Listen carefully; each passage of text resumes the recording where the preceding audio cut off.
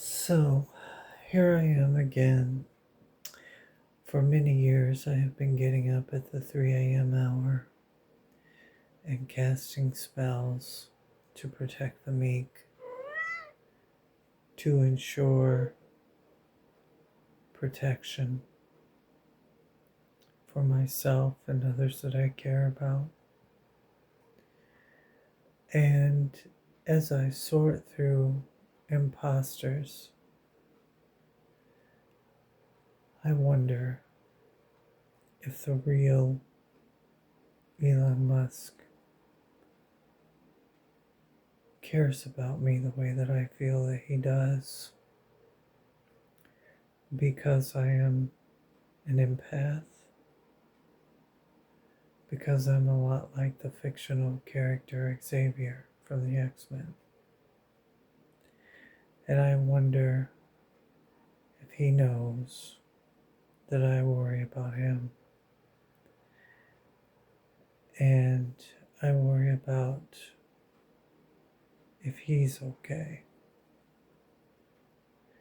And I wonder if there's already somebody else in his life, because I hardly think that I have a chance there in all reality with all the love I carry.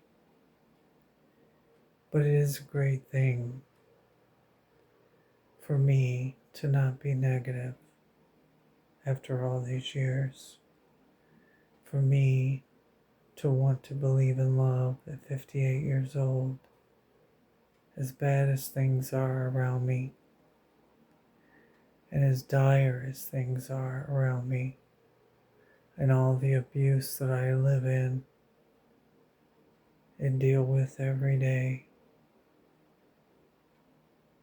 in this, what feels like a Stephen King horror novel to me, that we're all going through. Genuinely, it feels like the last days on Earth, and I fear World War III, and I fear these masked Nazis roaming the streets, and I fear never being able to complete who I am. But at the same time, I have to embrace the kind of woman I am, and I am a woman no matter what. But I wonder, I know I failed with Keanu Reeves, and I was gonna go to his concert, but as I've made attempts to buy tickets, I was feeling like, am I betraying the love I have for Elon Musk by going to this concert? And does Keanu Reeves really want me there? I mean, I'm sure he has somebody else by now. And what are my motives for going there? He was my favorite actor, but somehow I feel like if I'm going to belong to anyone, it would be Elon Musk, because we're from different sides of the proverbial obligatory fence that love is beautiful of. And if there's any chance for it at all, beyond the imposters, beyond the improbabilities, I'm not a model. I'm not complete.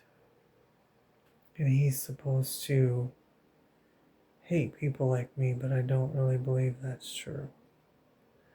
I think he hides from himself. And I worry about the destruction that looms. But so far, I believe in magic and mysticism and alchemy through God, Goddess, and archangels. And I cast a spell that his stock would rise from the ashes if he loves me, if he loves humanity. And I read on Google that it did return to its original profitable price. So that seems to have worked. So there must be good in him, like I see, like I feel.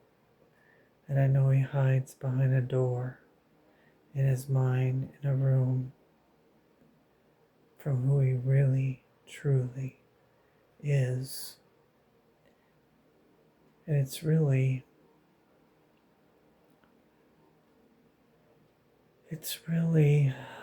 worrisome to me about his outcome because people dislike him so much and they're way off base. I mean, he stood against the big beautiful bill again. He donated $4 million to the disabled, whether he ever loves me or not.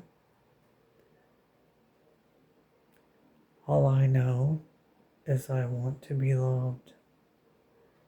And I know that I'm going down swinging with hope in my heart as time passes by and my chances for love and survival narrow because one income cannot beat the odds. And that's one income that I earned through working in retirement that the powers that be may dissolve. And my chance to have my surgery may dissolve because of the hate and the bigotry that is ruling our government systems, although it's money I earned and worked for. They don't seem to care about what the working people have done for themselves or earned for themselves. They always find a way to cut us back. But I just wonder if Elon Musk, the real Elon Musk, and what I feel is really true. It's not that I doubt that he has love for me. It's that I wonder, is he brave enough to pursue that love? Does he have the kahunas? Because I go through 1,000,000 imposters. Wanting cards, wanting money, and of course I'm not going to give that. My money is vital to my survival. I have to pay rent.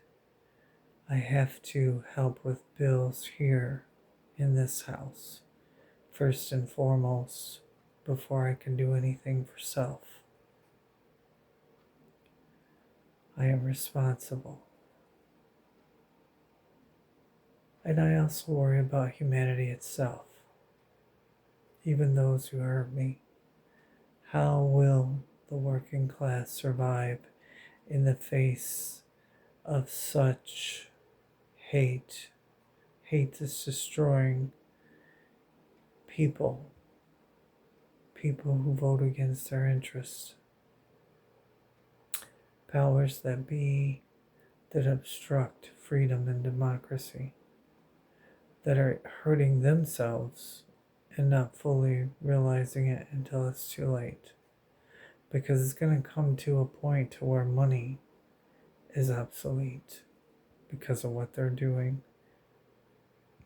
And it's going to come to a point of the end of everything, either through this wars that's building, which means nuclear holocaust and destruction, or through planetary change, climate change, which is bringing a raft of tornadoes, floods, fires, sinkholes that are opening up in the ground and swallowing things whole. It's like 2012, that fictional movie, if you think about it. It's truly a Stephen King novel. It's like The Stand Part 2 with evil in office and the evil side versus the good side. And I want to know what happened to agreeing to disagree. What happened to you can believe what you want to believe, I'll believe what I want to believe, we'll debate it, but we won't hate each other. But yet everybody hates each other. And as I've said, as I try to forgive family, I go to their house and all I hear about is their version, their very ignorant version of politics, and how Muslims are responsible for all the bad. And they don't see what this administration is doing to our country.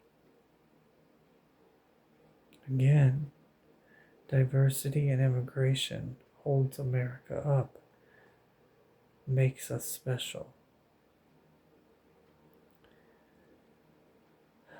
Our food is bad, disease is rampant, and people,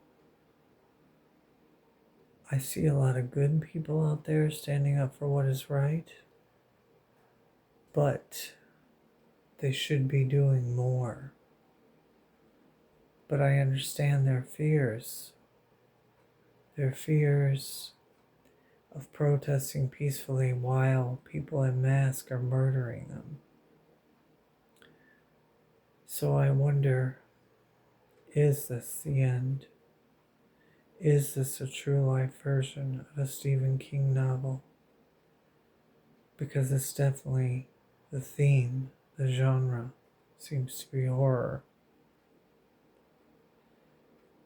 And I worry about people. And I worry